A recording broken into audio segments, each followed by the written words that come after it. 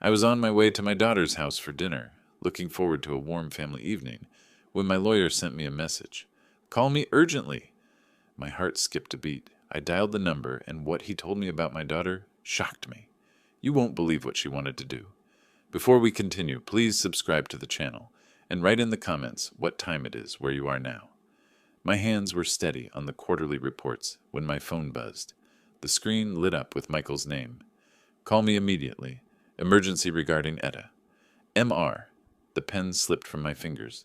30 years of building Hansen Tech, and I'd never seen Michael Reed write emergency about family.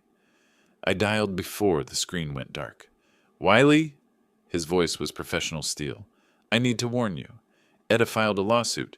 She wants you declared incompetent to run Hansen Tech. The words hit like ice water. What are you saying? That's impossible. She's my daughter. She has a group of shareholders. They claim you've lost your edge due to emotional instability. I dropped into my chair. Through the floor-to-ceiling windows, Seattle's skyline blurred. The same view I'd watched for decades while building this company. For her. How much time does she have? Hearing in 1 week. We need to act fast. My mouth went dry. 1 week? Wiley, she's been preparing this for months. The documentation is extensive. Financial records showing supposedly erratic decisions. Testimonies from board meetings. I stood pacing between my desk and the window. Rain streaked the glass like tears I couldn't shed. What testimonies?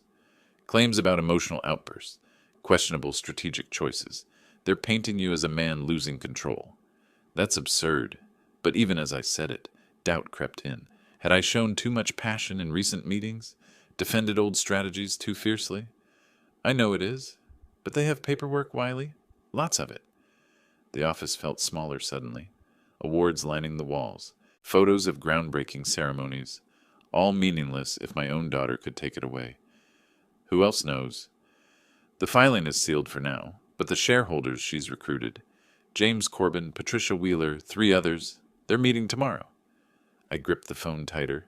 She recruited them? With promises of higher dividends under new leadership? Her leadership?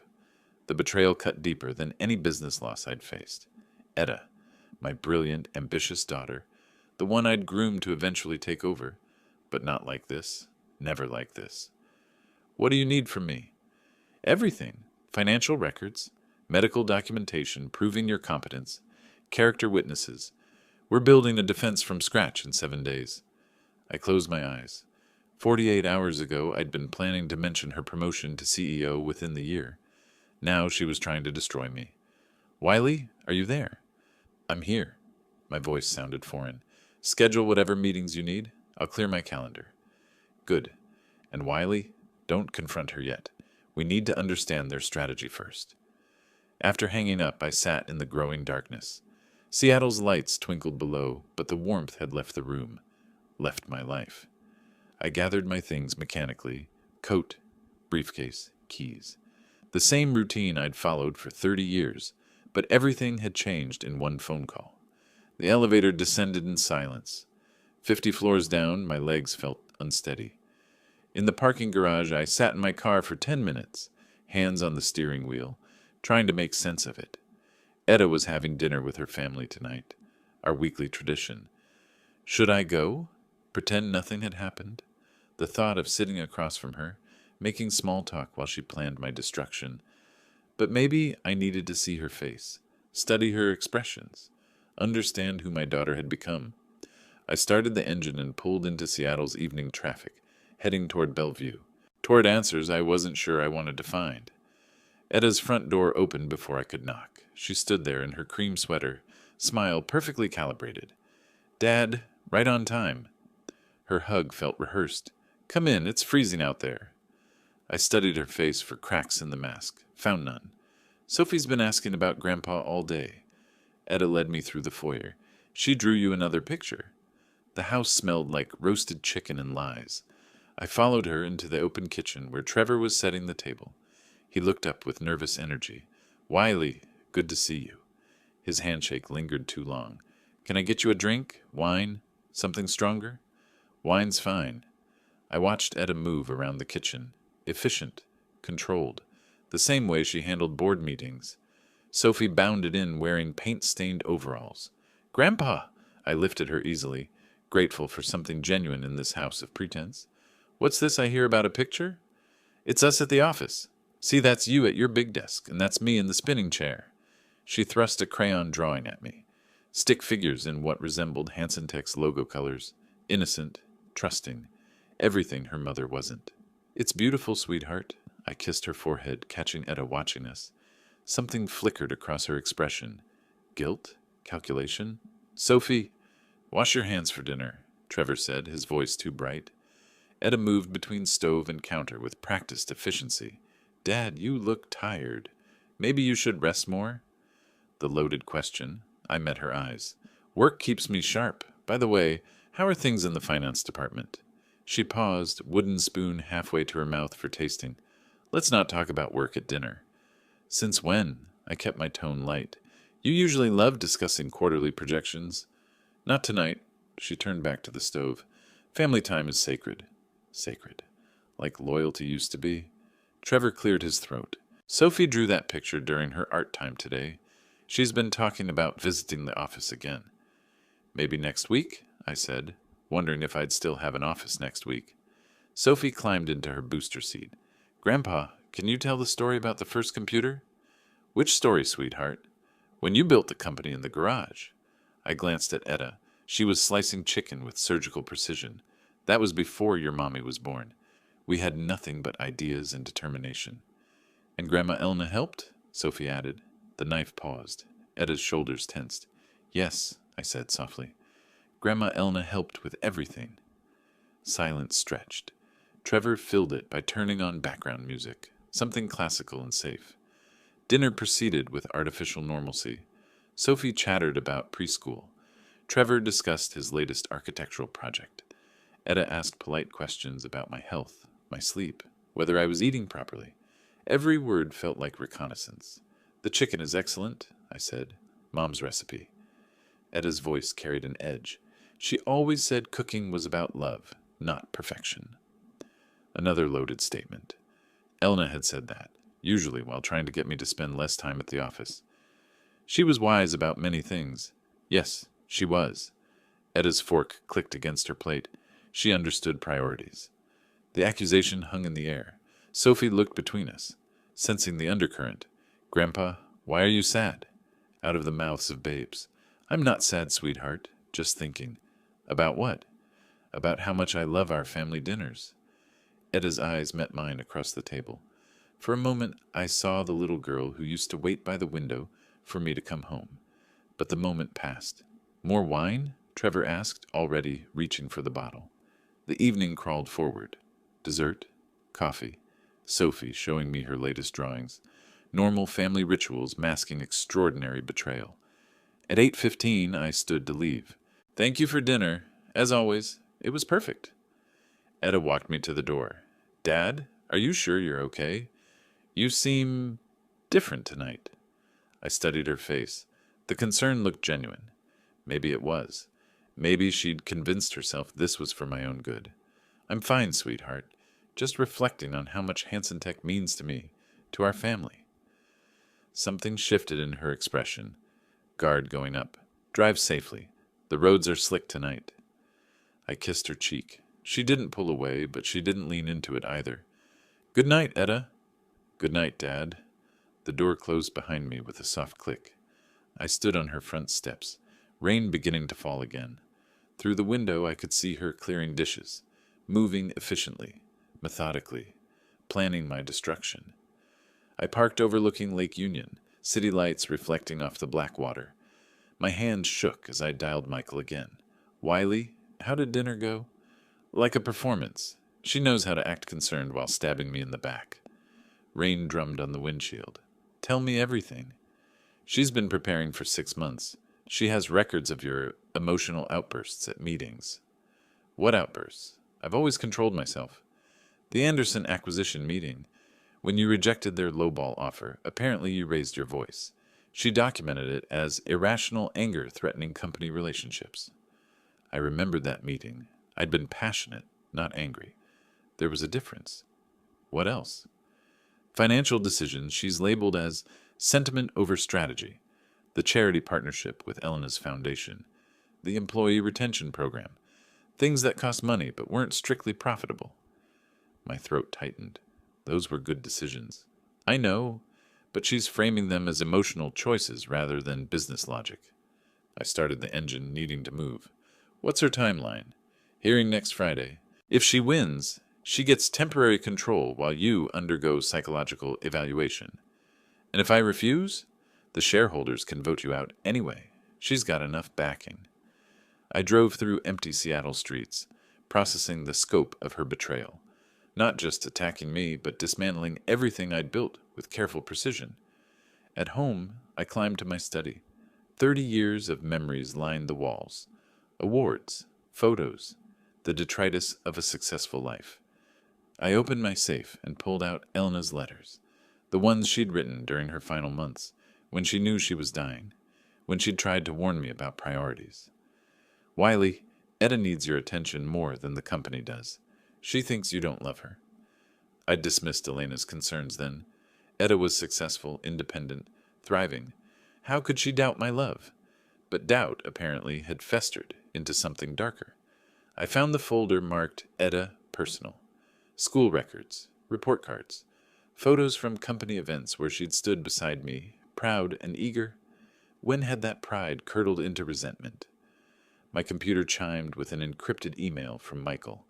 Legal documents. Etta's formal complaint, dense with accusations and medical recommendations. Subject displays increasing emotional volatility and attachment to outdated business practices. His refusal to embrace modern corporate strategies suggests diminished cognitive flexibility consistent with early-stage dementia or depression following spousal loss. Depression following spousal loss. They were using Elena's death against me, using my grief as evidence of incompetence. I poured 3 fingers of scotch and kept reading. Character witnesses who testified to my declining judgment. Financial analysts who'd argue my decisions were emotionally driven. Medical experts prepared to suggest I needed compassionate intervention. A full-scale character assassination wrapped in concern for my well-being. The brilliance was undeniable and painful. At 1 a.m., I closed the laptop and sat in darkness. Rain continued against the windows. The house felt enormous and empty.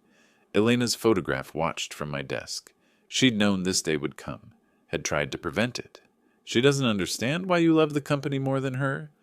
But I didn't love the company more. I'd built it for her, for our family's future. Every late night, every missed dinner, every sacrifice had been for them. Somehow I'd failed to communicate that. Failed to show Etta that my ambition was love, expressed in the only language I knew. Now she was speaking a different language, the language of corporate warfare, and she'd learned it well. Too well. I opened my phone and started typing notes. Names of allies, potential strategies, ways to prove my competence while dismantling her case. If Etta wanted a war, she'd get one, but she'd underestimated her opponent. I hadn't built Hansen Tech by surrendering to superior forces.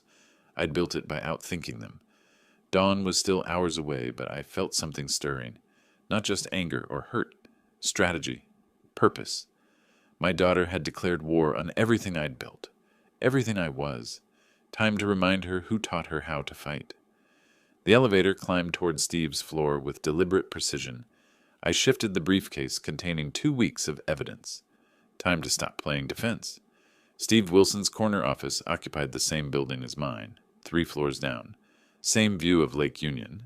Different perspective on everything else. His assistant waved me through. "He's expecting you, Mr. Hansen." Steve looked up from quarterly projections, reading glasses perched on his nose. 60 years of friendship in those familiar blue eyes.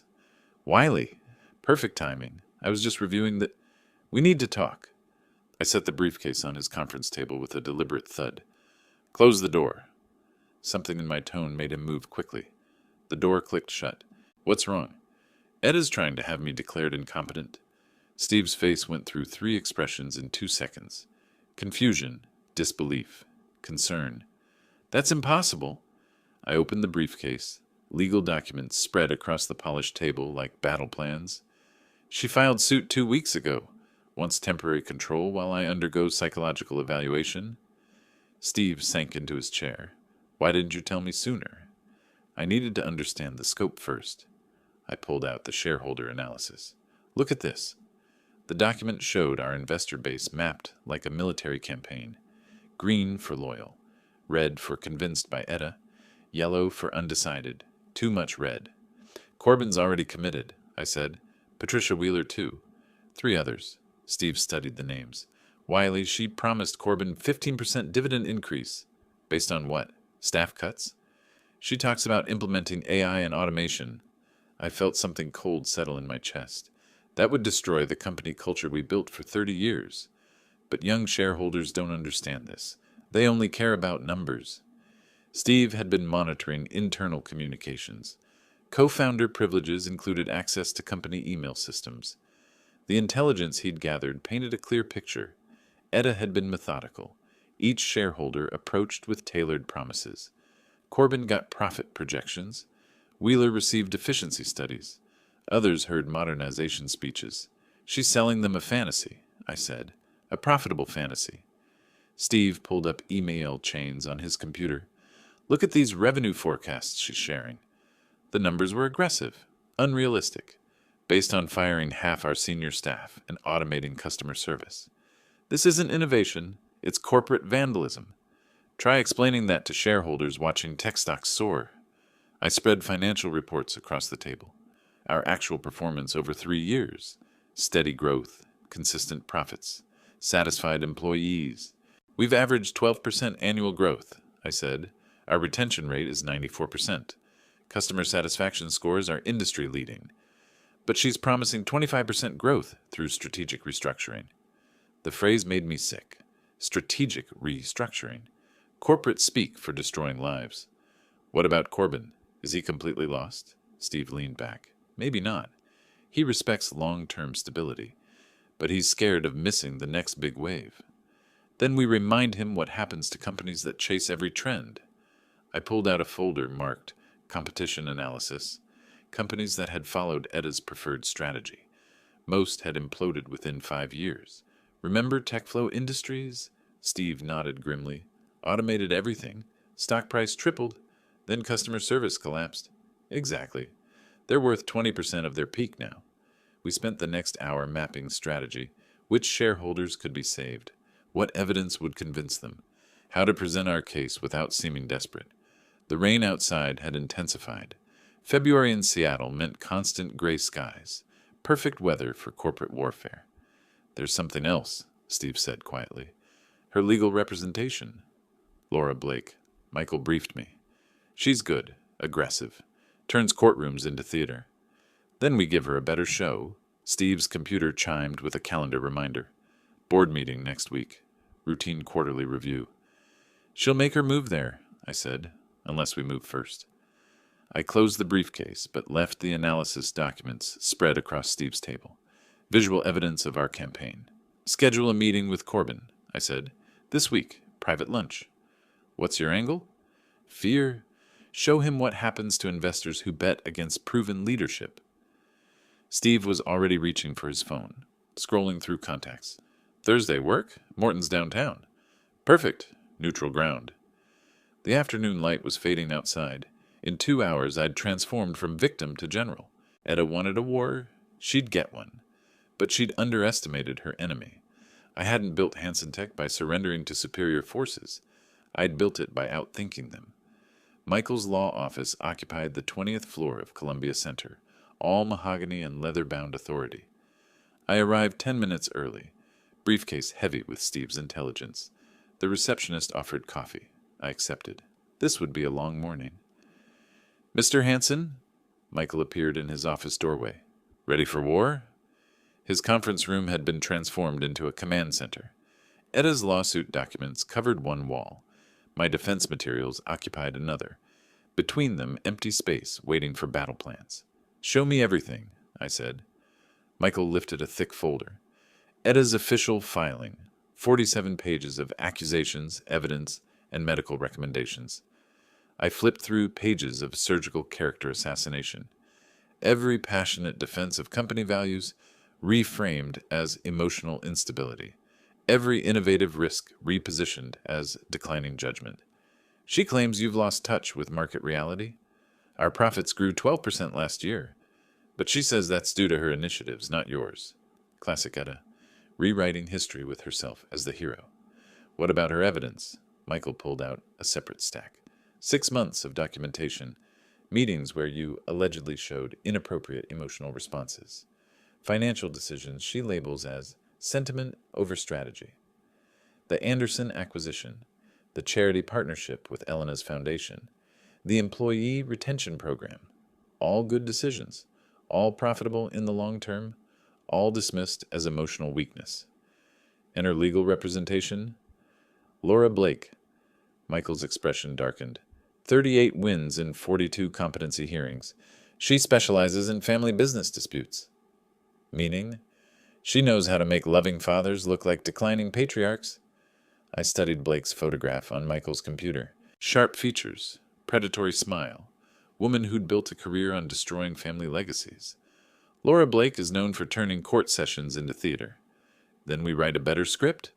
Michael pulled out our defense strategy, character witnesses, financial evidence, medical evaluations proving my mental acuity. I've scheduled cognitive assessments with 3 independent doctors. Blood work, psychological evaluation, complete physical. Overkill? Necessary. Blake will question your competence from every angle.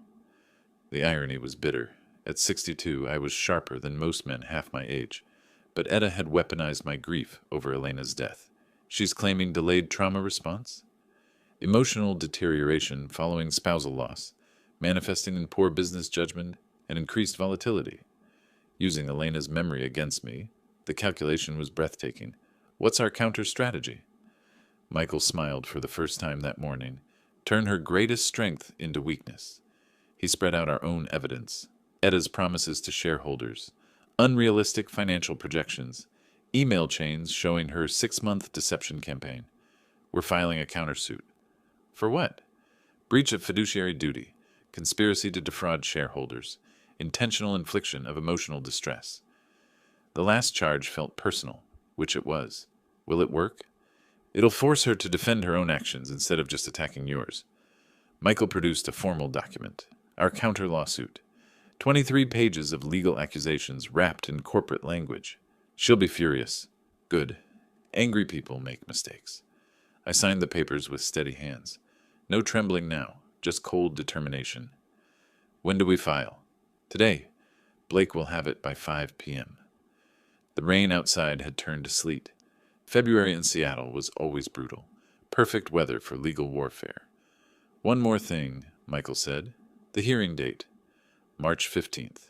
3 weeks, I calculated rapidly. Enough time to prepare witnesses? If we move fast. Michael's assistant knocked. Excuse me. Mr. Wilson is here for the 11:30 appointment. Steve entered carrying his own briefcase. The alliance was expanding. Gentlemen, he said, ready to save our company. The 3 of us stood around the conference table looking at evidence of family betrayal spread across polished mahogany. Etta wanted to play legal games, I said. Now she gets to learn the rules. Outside, Seattle's skyline disappeared into gray mist. But inside this room, clarity was crystallizing. War had been declared.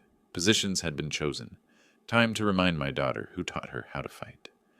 I arrived 15 minutes early, choosing the table by the window overlooking the market's controlled chaos. March in Seattle brought tentative spring warmth, vendors hawking early flowers beneath cloudy skies. The coffee was bitter, appropriate. Etta appeared at 2:15 sharp, dressed in her charcoal business suit, armor for battle. She surveyed the CAF before approaching, calculating exits and witnesses. Dad, she sat across from me, maintaining distance. Thank you for coming. Your message said it was important. I studied her face. She looked tired, thinner than at our last dinner. Carrying the weight of deception wasn't easy, even for her. How's Sophie? Fine. Asking about you. The words carried accusation. I was the absent grandfather, the workaholic father, the man who chose business over family. And Trevor? Busy with his projects. Her voice was carefully neutral. We were dancing around the real conversation. Two combatants testing defenses before engaging. Etta, why didn't you come to me directly? Something flickered in her expression. Surprise? Guilt? About what? Still maintaining the lie. Impressive. About your concerns, your ideas for the company, your plans. When I tried, you were always busy with the company. There it was, the heart of everything. I built this for you. Her laugh was bitter. No, Dad. You built it for yourself. I was just an addition. The accusation hit like a physical blow. That's not true. Isn't it? She leaned forward, anger breaking through careful control. Every family dinner interrupted by business calls. Every vacation cut short for meetings. Every school play you missed because of board presentations.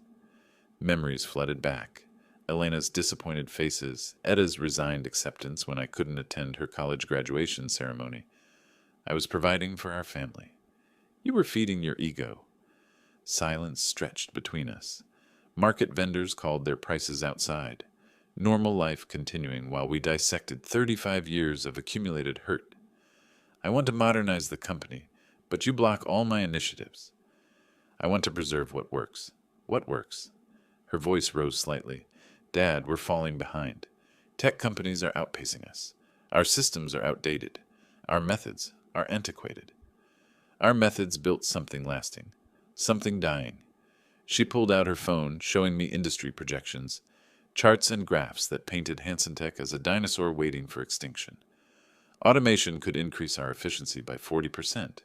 AI implementation could cut operational costs in half. Remote work options could expand our talent pool globally and eliminate half our workforce in the process. Some positions would be restructured, destroyed. I finished. You're talking about destroying lives, families, people who've given us decades of loyalty. Her jaw tightened. Business isn't about loyalty, Dad. It's about results. When did you become so cold? When I realized sentiment doesn't pay dividends. The words hung between us like a blade. This wasn't my daughter speaking. This was someone else entirely. Who taught you that? You did. She met my eyes directly. Every time you chose the company over us. Every time you proved that success mattered more than people. I felt something break inside my chest. Not anger, not betrayal, understanding. You never meant a lot of things, Dad. She gathered her phone and purse. But intentions don't change results. Etta, wait. She stood, looking down at me with Elena's eyes in a stranger's face. I'm not the little girl waiting by the window anymore. I don't need your approval. I don't need your permission. And I don't need your company. But you want it. I want to save it. From you. She turned and walked toward the exit, heels clicking against hardwood floors. At the doorway, she paused. Give Sophie my love. Then she was gone, disappearing into the market crowd. I sat alone with cold coffee and colder understanding. My daughter wasn't just taking my company. She was taking revenge for 35 years of perceived neglect. And maybe she was right. The courthouse steps were slick with morning rain. I climbed them slowly, briefcase in hand, watching Etta's legal team arrange themselves like predators. Laura Blake stood at their center, sharp suit gleaming under gray Seattle skies. Etta wore navy blue, conservative, competent, the dutiful daughter protecting family assets from a declining patriarch. She didn't meet my eyes. Inside, the courtroom buzzed with quiet energy. Shareholders filled the gallery. Business reporters, curious attorneys drawn by family drama played out in public. Michael touched my arm. Remember, stay calm. Answer clearly. Judge Harrison called court to order. 70 years old, silver hair, reputation for no-nonsense proceedings. Case number 2025-347, Hansen versus Hansen Tech Incorporated. Laura Blake rose like a striking snake. Your Honor, this case concerns an aging executive whose judgment has become compromised by grief and stubbornness. She walked toward the jury box, gesturing elegantly. Performance art masquerading as legal argument. Mr. Hansen has lost the ability to make rational decisions. His emotional attachment to outdated business practices threatens shareholder value and employee security. Documents flew across the screen. Financial charts, meeting transcripts, 6 months of carefully curated evidence. The plaintiff, Ms. Etta Hansen Miller, seeks temporary guardianship to protect the company her father built from his own declining capabilities. Blake's voice carried across the courtroom like honey-coated poison, professional, persuasive, deadly. Then Etta took the witness stand, my daughter, my brilliant, ambitious daughter, sworn in under oath to destroy me. "Ms. Hanson-Miller," Blake began softly, "please describe your father's recent behavior." "My father is guided by emotions, not business logic." Etta's voice stayed steady. "He makes decisions based on personal feelings rather than financial data. Can you provide examples?" "The charity partnership with my mother's foundation. It costs us $200,000 annually with no measurable return. When I suggested redirecting those funds, he became agitated." Agitated. Elena's memory reduced to a line item. "What about strategic planning?" "He refuses to consider automation or AI integration, claims it would destroy company culture. Meanwhile, our competitors gain market share through technological advancement." Blake nodded sympathetically. "How has this affected company performance?" "We're stagnating. Growth has slowed. Efficiency metrics lag behind industry standards." Lies wrapped in half-truth.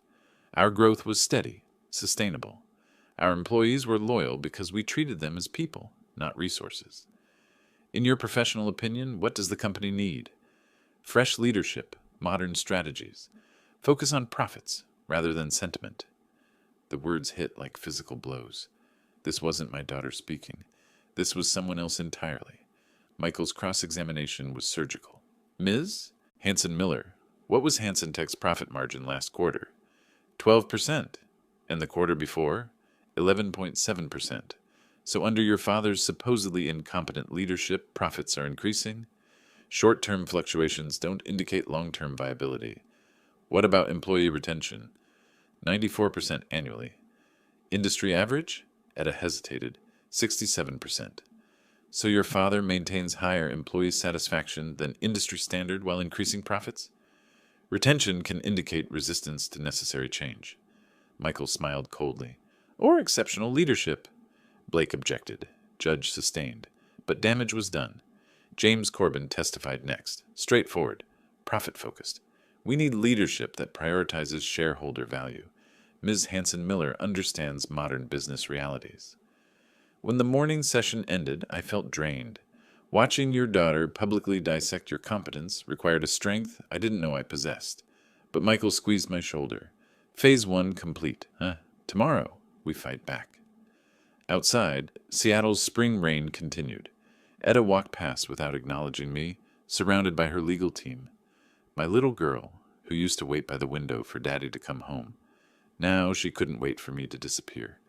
My assistant knocked, softly. "Mr. Hanson? There's something you need to see." Sarah placed a folder on my desk marked Employee Communications. Confidential. Her face was grim. Etta's been holding private meetings, promising salary increases that would bankrupt us. I opened the folder. Meeting transcripts. Email threads. 6 weeks of secret promises to key employees. 20% salary increases across engineering. 30% for department heads. Stock options that didn't exist. Where did you get this? People talk, Mr. Hanson, especially when promises sound too good to be true. Steve Wilson arrived as I was reading the worst of it. His expression matched Sarah's. "We have a problem, Wiley." He dropped his own briefcase on the conference table. Etta's approaching new shareholders, pension funds, investment groups, painting you as an obstacle to explosive growth. Steve pulled out printed emails. Etta promises employees 20% salary increases. Based on what? Magic? She's telling them automation will cut costs so dramatically that massive raises are inevitable. The mathematics were impossible. Even full automation wouldn't generate enough savings for her promised increases. She's committing fraud. Gets better. Steve powered up his laptop. I've been monitoring internal communications. Found something interesting about her lawyer. Laura Blake's face appeared on screen. Professional photograph attached to a news article. Blake was sanctioned by the Bar Association 2 years ago. Suborned perjury in a similar case. Temporarily suspended from practice. My phone rang. Michael's number. Wiley, I have evidence that Laura Blake violated ethical standards. What kind of evidence? She coached Etta's testimony. Told her exactly what to say, how to phrase accusations. That's witness tampering. The pieces were falling into place. Etta's polished performance hadn't been natural confidence. It had been scripted. More importantly, Michael continued, I found financial irregularities in Etta's account management. What irregularities? Etta transferred funds between accounts without your consent. 3 separate occasions. Total amount, $847,000. The number hit like ice water. For what? Legal fees, consultant payments, campaign expenses for her takeover bid? I looked at Steve. His expression confirmed he was hearing this too. That's embezzlement. Technically, it's unauthorized use of corporate funds. But yes, it's criminal behavior. Steve leaned forward. This could change the case direction. More than change it, this could destroy her. The irony was bitter.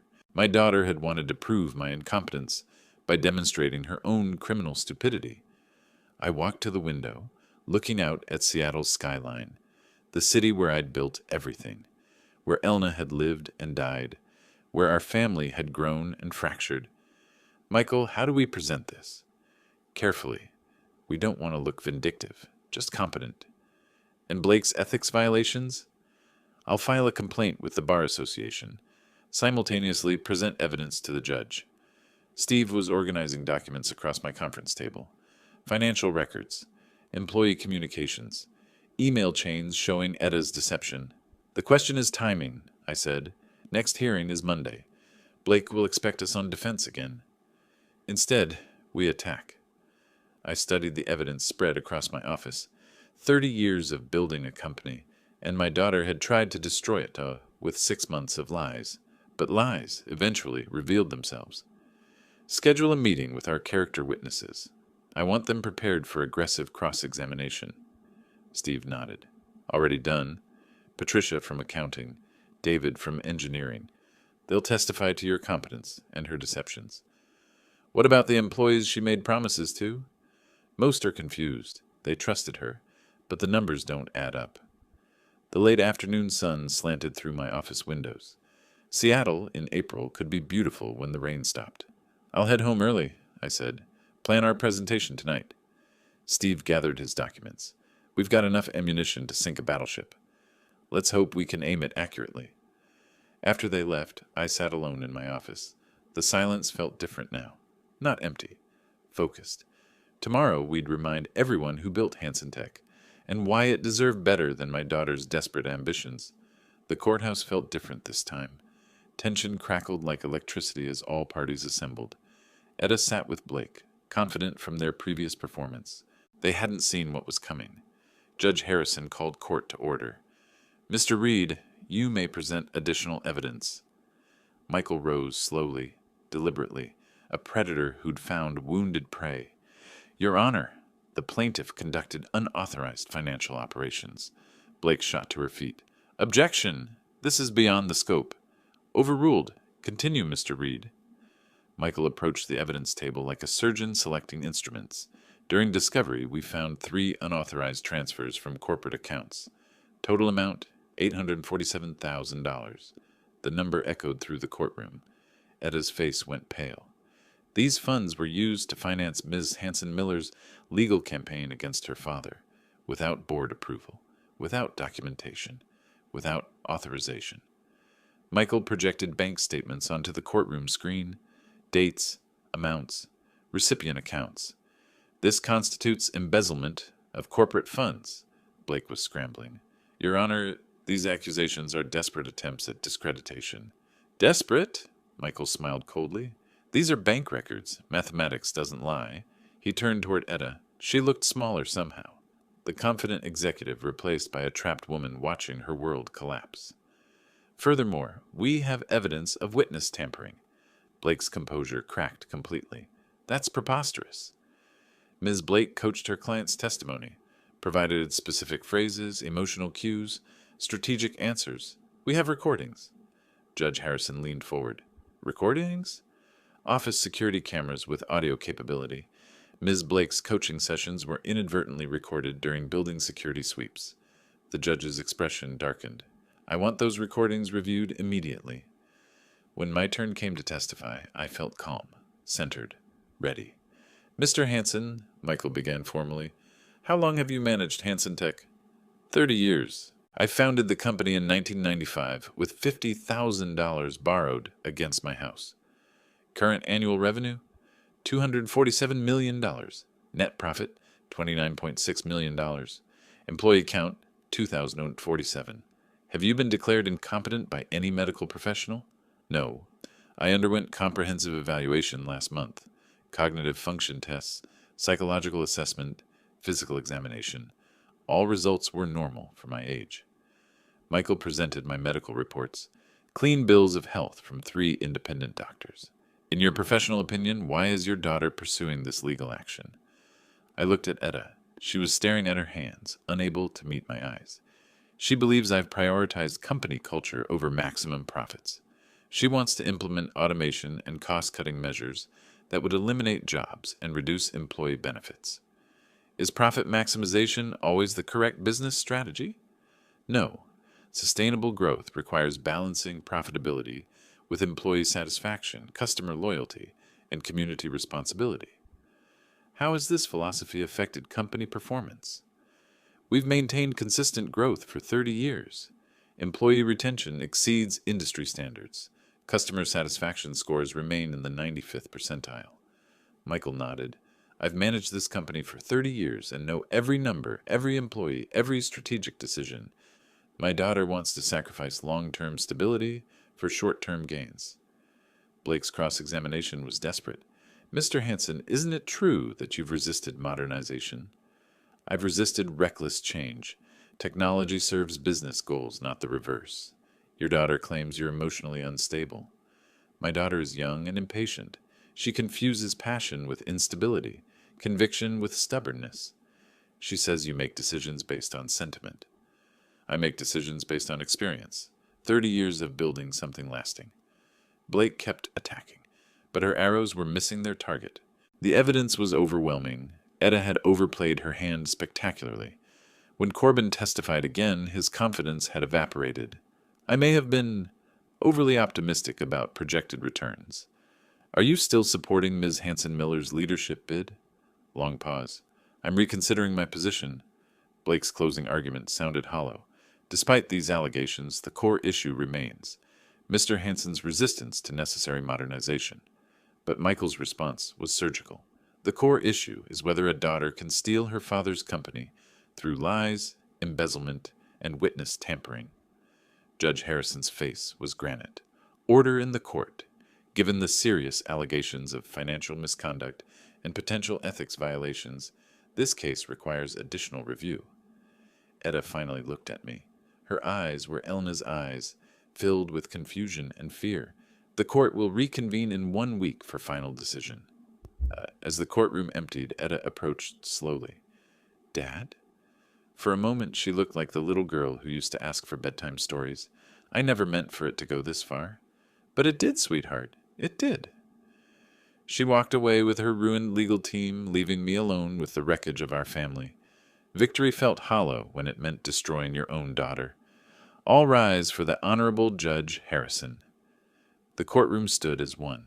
Shareholders, lawyers, family members who'd become strangers. I felt Steve's reassuring presence beside me as the judge entered with the weight of decision. Judge Harrison settled behind his bench, papers arranged with judicial precision. Please be seated. The silence was absolute. 3 months of family warfare reduced to this moment. In the matter of Hansen versus Hansen Tech Incorporated, I have reached my decision. My heart hammered against my ribs. Across the aisle, Etta sat rigid in her chair, Laura Blake's hand on her shoulder. After reviewing all evidence, testimony, and documentation, the court finds no grounds for declaring Mr. Hansen incompetent to manage his business affairs. Relief flooded through me like warm water, but it felt hollow. Furthermore, the evidence of financial irregularities and potential witness tampering raises serious concerns about the plaintiff's conduct.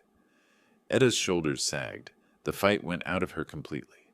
The case is dismissed. Mr. Hansen retains full control of Hansen Tech Corporation. Steve leaned forward. Justice has prevailed. But justice felt cold when it meant destroying your daughter. Michael shook my hand professionally. Congratulations, Wiley. Your competency has been vindicated. Vindicated. The word tasted bitter. Across the courtroom, James Corbin was already moving toward us, opportunistic as always. Mr. Hanson, I want to express my full confidence in your continued leadership.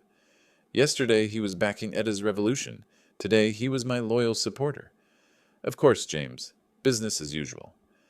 Laura Blake gathered her papers with mechanical precision. Her career had taken a significant blow. Etta sat motionless, staring at her hands. The courtroom began emptying. Reporters scribbled notes. Shareholders whispered strategies. Normal people returning to normal lives after watching a family tear itself apart. But I couldn't move. Victory should feel better than this. Steve touched my arm. You did what you had to do. Did I? Or did I just prove Etta right about my priorities? You protected what you built. What we built. The company was safe. My reputation intact. The shareholders reassured. Everything I'd fought for preserved, except my relationship with my daughter. Etta stood slowly, gathering her purse. Trevor waited by the courtroom doors, relief evident on his face. The ordeal was over for him too, but she looked so small, so defeated. I made a decision that surprised even me. Etta, she turned, eyes red-rimmed but dry, no tears left.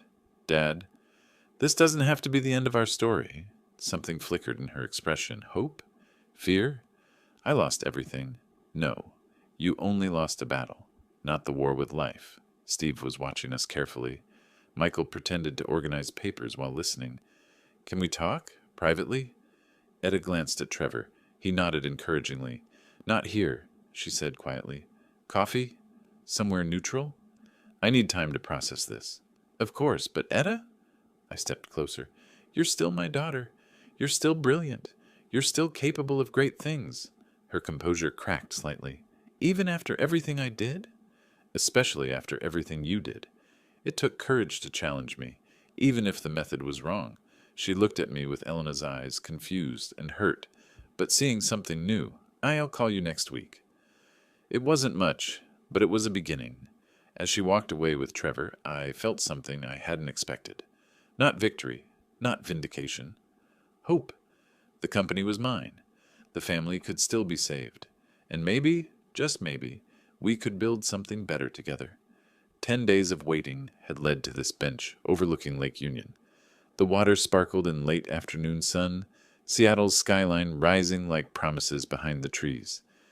I'd arrived early, needing time to prepare. This conversation would determine whether we had a future or just a legal past. Etta appeared at 3:15, walking slowly across the grass. She wore jeans and a simple sweater, no business armor, no defensive walls, just my daughter. Dad, she sat beside me, maintaining careful distance. Thank you for coming. I've been thinking about what you said, at the courthouse. The lake lapped against the shore. Joggers passed. Normal life continuing while we attempted to rebuild ours. Dad, I never felt like you were proud of me. The words hit like physical blows. Etta? Every achievement felt invisible. Every success seemed less important than the next board meeting. I turned to face her fully. I was always proud of you. I just didn't know how to show it. Mom tried to tell you. She said I needed words, not just opportunities.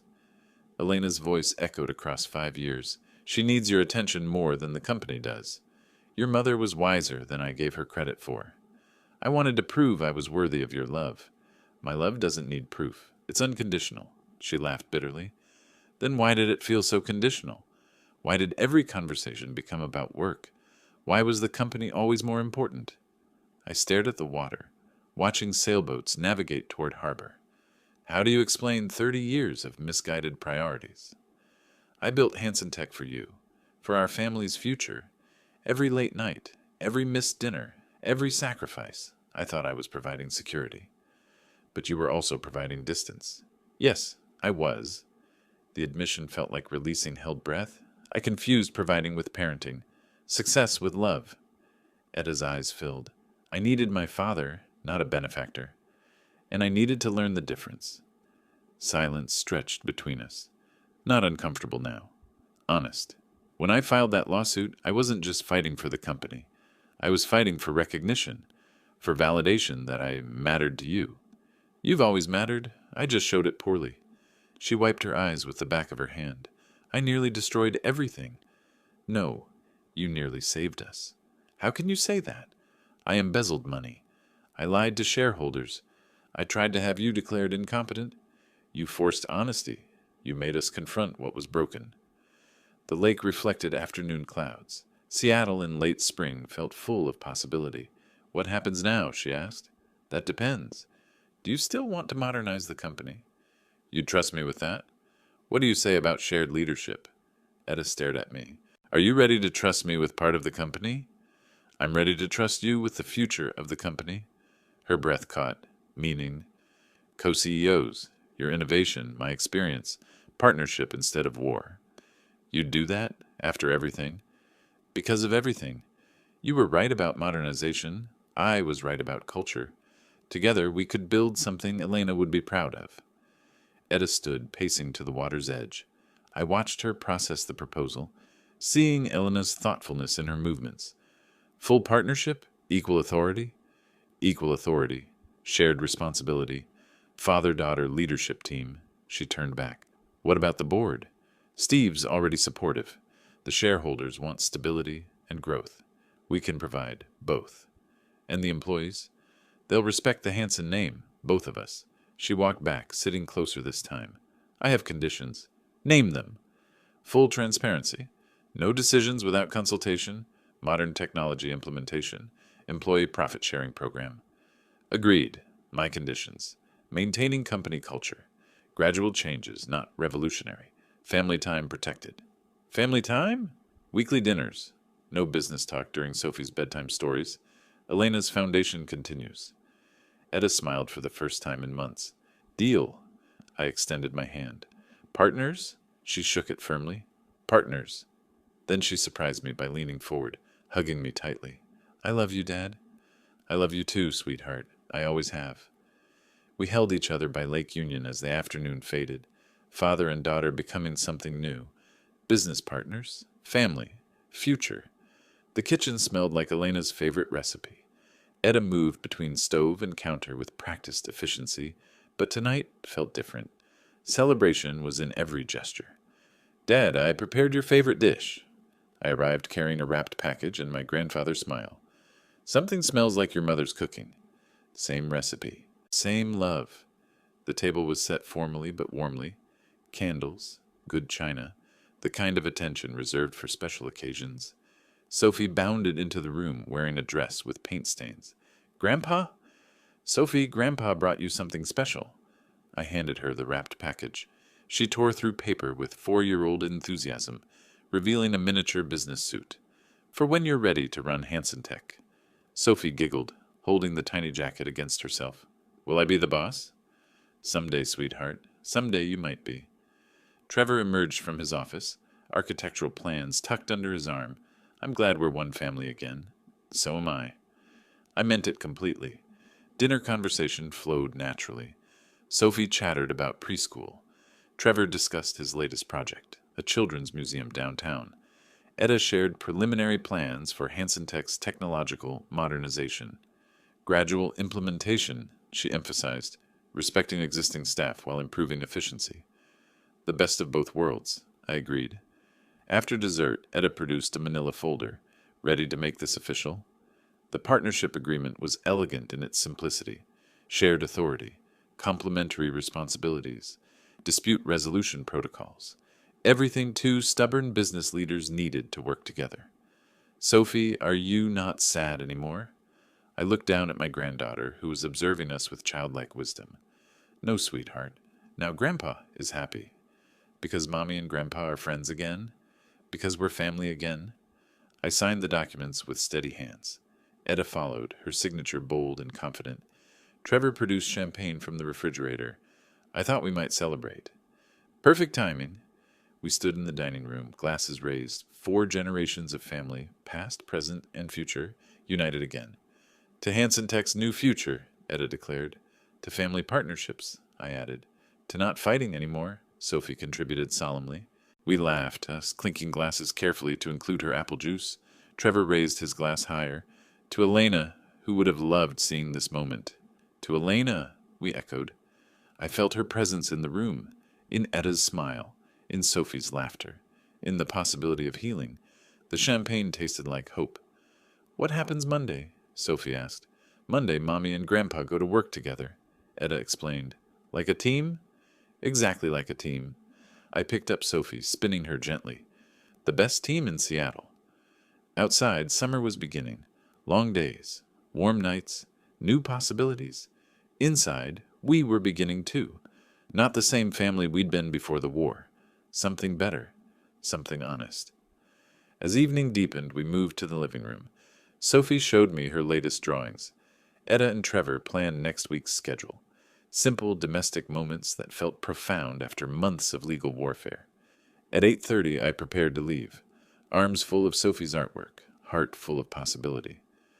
"See you Monday, partner," Etta said. "See you Monday, daughter." The drive home took me through Seattle's familiar streets, past Hansen Tech Tower, past the courthouse where we'd fought, past Pike Place Market where truth had first emerged, all of it leading to tomorrow, to partnership, to family, to the future Elena had always envisioned for us. I parked in my Capitol Hill driveway and sat for a moment, looking at Sophie's drawings. Stick figures labeled Grandpa and Mommy, working together at big desks. A 4-year-old's vision of harmony. Perfect business plan. If you like this story, please like this video, subscribe to the channel, and share your impressions of this story in the comments. To listen to the next story, click on the box on the left. Thank you for watching.